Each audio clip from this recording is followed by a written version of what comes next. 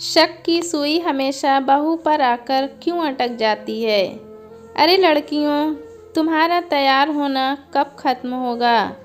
घोड़ी पर चढ़ने का वक्त होने को आ गया और तुम लोगों का सजना संवरना ही पूरा नहीं होता। केतकी बहू, तुझे तो रमन को काजल लगानी है, जल्दी से आजा तैयार होकर। आज कांता जी के छोटे बेटे की शादी थी। कांता जी अपने घर की बहू बेटियों को आवाज़ लगा रही थीं, जो खुद भी आज दुल्हन से कम नज़र नहीं आना चाहती थीं। तभी उनकी छोटी ननद सारिका बदहवास सी उनके पास आकर बोली, अरे भाभी, पहले जाकर अपनी ईशा को तो संभाल लो, बेचारी का रो रो कर बुरा हाल हो गया है। क्यों जीजी, क्या हुआ ईशा को? कांता जी ने घबराते हुए पूछा। भाभी, बेचारी का चंद्रहार पता नहीं किसने चुरा लिया। अभी नई नई शादी हुई है उसकी, ससुराल वालों से क्या कहेगी, और ससुराल वाले भी पता नहीं क्या सोचेंगे हमारे बारे में। हाय हाय, हमारी तो नाक ही कट जाएगी समधियाने में। भाई की शादी में आई है और इतना बड़ा नुकसान हो गया। ननद की बातें सुनकर कांता जी हैरान थीं, लेकिन उन्हें भी बेटी का सामान खो जाने की चिंता होने लगी। वो तेज कदमों से चलती हुई उस कमरे की तरफ बढ़ी जहां उनकी दोनों बेटियां और तीनों बहुएं तैयार हो रही थीं। पीछे पीछे उनकी छोटी ननद भी आ रही थी।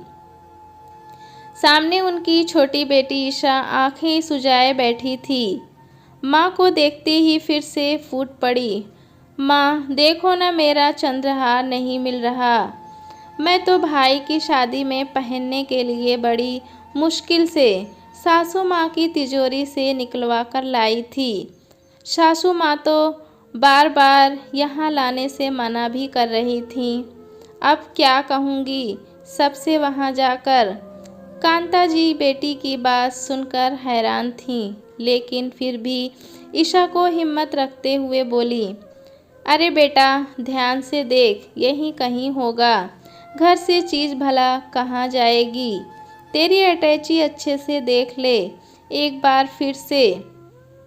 माँ, मैंने सब कुछ देख लिया, कहीं नहीं है। सुबकते हुए ईशा बोली, हाँ भाभी, बेचारी 1 घंटे से ढूंढ रही है, पता नहीं किसकी नीयत डोल गई। मुझे तो पता है, यदि मायके में कोई गहना खो जाए तो ससुराल में कितने उलाहने सुनने पड़ते हैं। तुम्हें तो याद ही होगा जब एक बार मेरी अंगूठी यहाँ खो गई थी। कांता जी की मझली ननद मुंह बनाते हुए बोली। ननद की बात सुन कांता जी का मन कसैला हो गया। वो कुछ बोलती इससे पहले ही बड़ी ननद बोल पड़ी, अरे अब बातें ही करती रहोगी या हमारी लाडों का हार भी ढूंढना है। ईशा बिटिया, तू जाकर केतकी बहू से पूछ, हम सब तो इस घर की बेटियां हैं, एक वही है जो पराई घर की है। बड़ी ननद की बात सुनकर कांता जी से रहा नहीं गया। नहीं जीजी, मेरी बहू से कुछ पूछने की ज़रूरत नहीं है। वो बहू है इस घर की, कोई चोर नहीं। घर में कुछ भी नुकसान हो या कोई सामान गुम हो जाए तो शक की सुई हमेशा बहू पर आकर क्यों अटक जाती है। नंदों को अगर भाभी पर इतना ही शक रहता है तो अपना कीमती सामान लेकर मायके आने की कोई ज़रूरत नहीं है। लेकिन भाभी, हार तो गुम हुआ है ना। तुम्हें क्या लगता है हमने अपनी भतीजी का हार चुराया है? बड़ी ननद बिफरते हुए बोली, जीजी, मैंने नहीं कहा कि हार आपने या किसी और ने चुराया है। और हाँ मझली जीजी, आप जो अभी बता रही थी कि आपकी अंगूठी यहाँ खो गई थी, तो आपको ये भी याद होगा कि उसके खोने का सीधा इल्ज़ाम आपने और माँ जी ने मुझ पर लगाया था। लेकिन बाद में वो अंगूठी आपको बाथरूम में मिली थी, जो आपने ही नहाते वक्त निकाल कर रख दी थी। और हाँ बड़ी जीजी, आपको भी याद होगा जब आप अपनी बनारसी साड़ी धोबी को इस्त्री करने के लिए देकर भूल गई थीं और उस साड़ी को ढूंढने के लिए आपने मेरी अलमारी और संदूक सब कुछ खंगाल लिया था। मेरे बार बार मना करने पर भी कि मुझे कुछ नहीं पता, मैंने नहीं लिया। आप लोगों को मुझ पर विश्वास नहीं हुआ। ऐसे ही पता नहीं कितनी बातें इस घर में हुई थीं, जिसका सारा इल्ज़ाम मुझ पे लगा दिया जाता था और झूठा साबित होने पर भी किसी को कोई शर्म या पछतावा नहीं होता था, क्योंकि मैं तो बहू थी ना, जो पराए घर से आई थी। किसी को शायद अंदाज़ा भी नहीं होगा कि मेरे दिल पर क्या बीतती थी।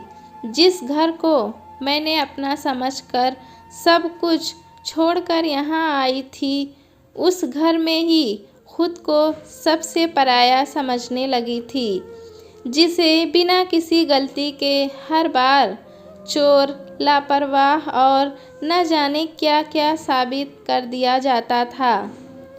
आज कांता जी के मन में जमा हुआ बरसों का लावा फूट पड़ा था, जिसकी गर्मी से बचने के लिए उनकी तीनों नंदों को कोई जगह नज़र नहीं आ रही थी। थोड़ी देर सांस लेने के बाद कांता जी फिर बोली, खैर मेरे साथ जो हुआ सो हुआ, लेकिन मैं अपनी बहू को कभी कटघरे में खड़ा होने नहीं दूंगी। ये घर मेरी बहू का भी है और अपने ही घर में मैं उन्हें चोर नहीं कह सकती। मैं अपनी बहू को अच्छे से जानती हूँ कि वो कैसी है। अरे उससे तो अपने खुद के गहने भी नहीं संभालते, तो उसने मेरी अलमारी में ही अपने गहने रखे हुए हैं। वो क्या किसी और के गहनों पर नज़र डालेगी। और हाँ जीजी, जब बहू से हम यही उम्मीद करते हैं कि वो इस घर को और हमें अपना समझे, तो हम बहू को पराया क्यों समझें। सारी नंदे और कांता जी की दोनों बेटियां चुपचाप कांता जी का मुंह ताक रही थीं। वही दरवाजे के बाहर खड़ी उनकी बहू केतकी भरी आंखों से अपनी सास पर गर्व कर रही थी, जिन्होंने उसके आत्मसम्मान पर कोई आंच नहीं आने दी। ये सब बातें चल ही रही थी कि तभी ईशा का पति विनोद कमरे में आया और ईशा को एक पैकेट पकड़ाते हुए बोला, ईशा ये लो तुम्हारा चंद्रहार। जब माँ ने तुम्हें टोक दिया कि इतना भारी हार शादी वाले घर में ले जाकर क्या करोगी, तो तुमने गुस्से में आकर ये हार वहीं टेबल पर पटक दिया था और बाद में रखना भूल गई थी। दामाद की बात सुनकर सब एक दूसरे का मुंह देखने लगीं। ईशा झेपते हुए बोली, ओह मैं तो भूल ही गई थी। माँ जी के टोकने पर मुझे अच्छा नहीं लगा था, तो मैंने ये हार निकाल कर वहीं रख दिया था। कांता जी का सर आज सबके सामने गर्व से ऊंचा हो गया था। उनका विश्वास आज जीत गया था और उनकी नंदों को अपने किए का शायद कुछ तो अंदाज़ा आज हो गया था। उन्होंने चुपचाप खिसकने में ही अपनी भलाई समझी। उन्हें समझ में आ गया था कि अपने समय में उन्हें जो करना था वो कर लिया, लेकिन भाभी पर इल्ज़ाम लगाने की ये परंपरा अब आगे इस घर में नहीं चलने वाली। इतनी देर होते देख कांता जी के पति भी वहां आ गए और ताना देते हुए बोले, तुम औरतों को तैयार होने में पता नहीं इतना वक्त क्यों लगता है। अरे शादी तो दूल्हा दुल्हन की होने वाली है, तुम लोगों को कौन देखेगा। अब चलो जल्दी, नहीं तो तुम्हारे बिना ही हम बारात लेकर निकल जाएंगे। दोस्तों कहानी कैसी लगी हमें कमेंट में ज़रूर बताएं। चैनल पे नए हैं तो एक लाइक और सब्सक्राइब करना ना भूलें।